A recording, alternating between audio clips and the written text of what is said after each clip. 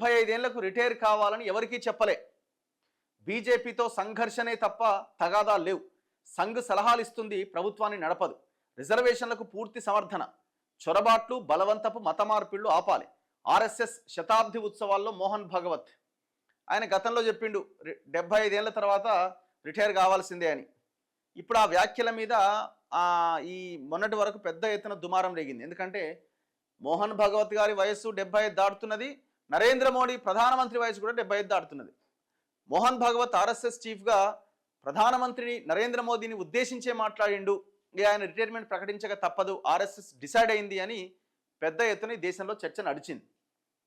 So ఇప్పుడు ఆయన ఈ శతాబ్ది ఉత్సవాల్లో క్లారిటీ ఇచ్చే ప్రయత్నం చేస్తున్నారు. లేదు లేదు లేదు నేను అట్లా అనలేదని ఆయన ఏదో చెప్పడానికి ప్రయత్నం చేస్తున్నారు. కానీ ఆయన మనసులోని మాట గతంలోనే చెప్పేసిండు.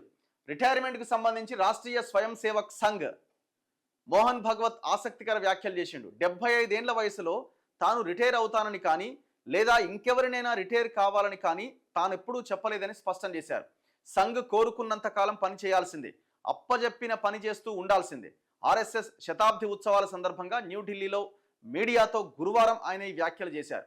జూలై 9వ తేదీన నాగ్పూర్లో జరిగిన ఒక పుస్తకావిష్కరణ కార్యక్రమంలో రిటైర్మెంట్కు సంబంధించి మోహన్ భగవత్ మాట్లాడుతూ 75 ఏళ్ల వయసు వచ్చిన వారికి శాల్వా కప్పుతున్నారంటే మీరు తప్పుకొని మరొకరికి అవకాశం ఇవ్వండి అని అర్థం. అయితే సంఘ్ సీనియర్ నేత మోరోపంత్ పింగ్లే గతంలో చేసిన వ్యాఖ్యలను తాను ఉదాహరించాను అని భాగవత్ స్పష్టం చేశారు. నాడు ఆయన చేసిన వ్యాఖ్యలు ప్రధానమంత్రి నరేంద్ర మోదీని ఉద్దేశించినవే అని మీడియాలో కథనాలు రావడంతో కలకలం రేగింది. ఈ నేపథ్యంలో భాగవత్ స్పష్టత ఇచ్చినట్టుగా తెలుస్తోంది. బీజేపీతో సంఘర్షణ ఉండొచ్చని, తగాదాలు మాత్రం లేవని మోహన్ భాగవత్ స్పష్టం చేశారు.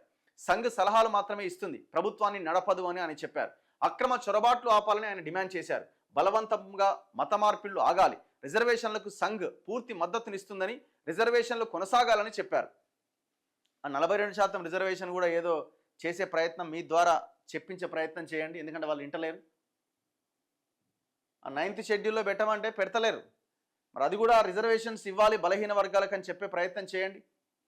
ఆ 50% సుప్రీంకోర్టు ఏదైతే క్యాప్ ఉన్నదో ఆ క్యాప్ని తొలగించడానికి కేంద్రం ఇమీడియట్గా ఇనిషియేటివ్ తీసుకోవాలని కూడా దయచేసి చెప్పే ప్రయత్నం చేయండి. ఏదేమైనా ఆయన గతంలో చేసిన వ్యాఖ్యలపైన దుమారం రేగడంతో మళ్ళీ దాన్ని కొంత సవరించుకునే ఒక ప్రయత్నం ఆయన చేసినట్టు కనబడుతున్నది.